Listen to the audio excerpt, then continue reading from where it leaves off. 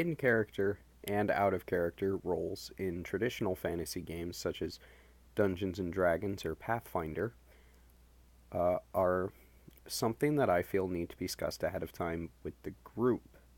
They aren't always. Of course, the obligatory warning that not all of these will be necessary in every game. Uh, in fact, in some of your games, none of these might be necessary. In other games, you might need more roles that I haven't thought of. Point stands.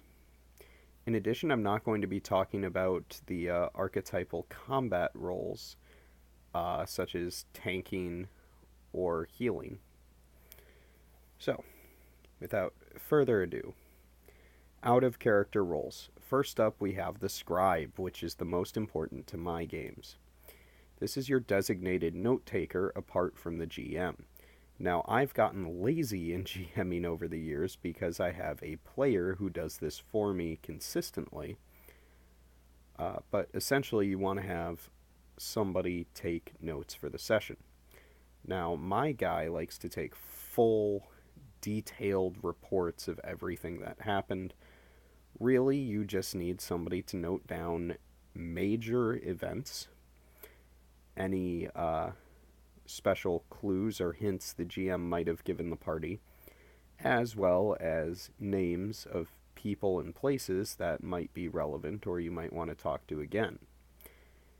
It's also important to remember these things to really just keep a consistent record of what happened so that there's no misremembering, and if there's ever a question about anything that happened, you can go back and check.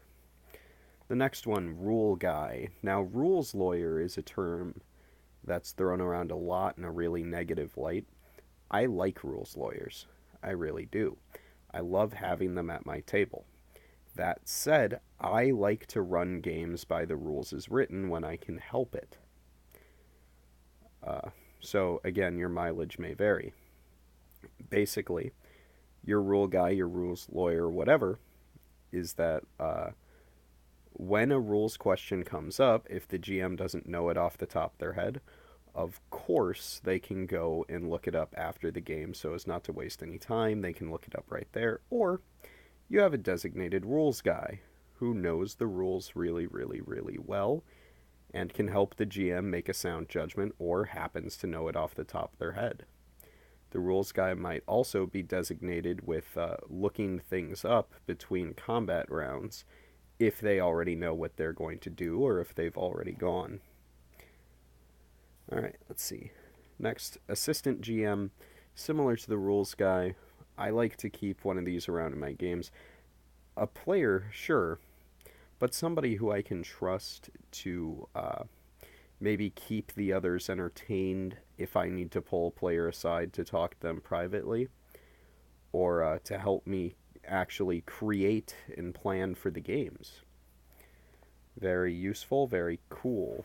Not every GM is okay with this, but if you're willing to help out, help out.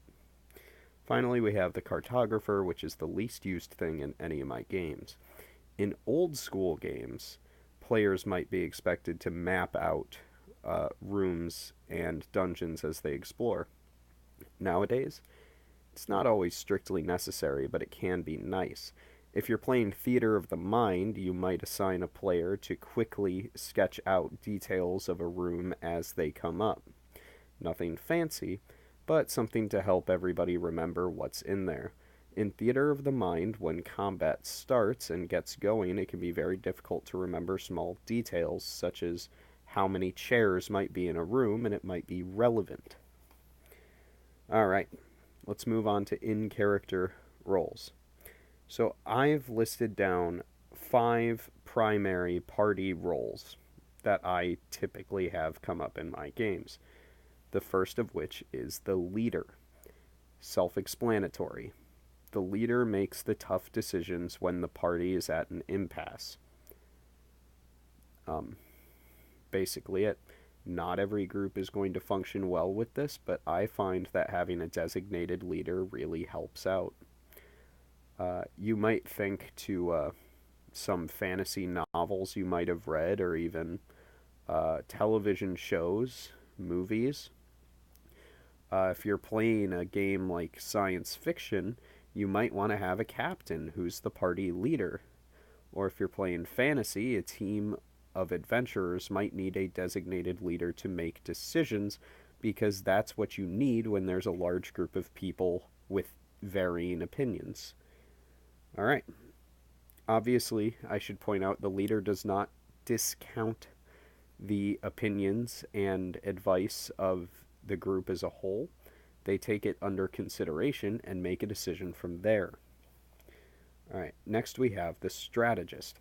This is a little bit of a weird one in that it's both in and out of character.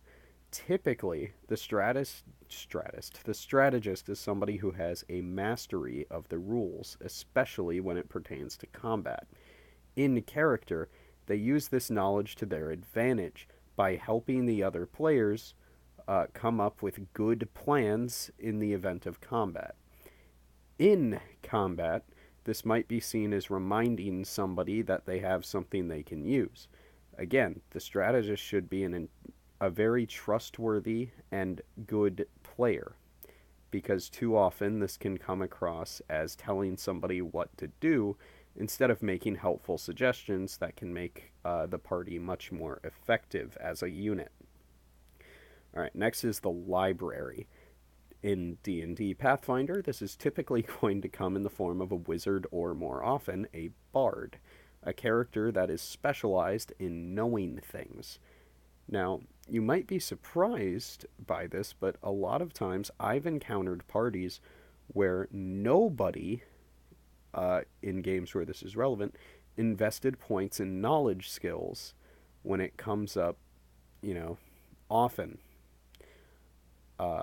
I've come across games where everyone, or where nobody talked ahead of time, and they had no way of gaining useful information.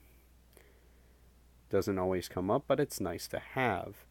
In a more optimization or points focused game like, say, Pathfinder, again, you might want to have a library just to open up other skills for other players.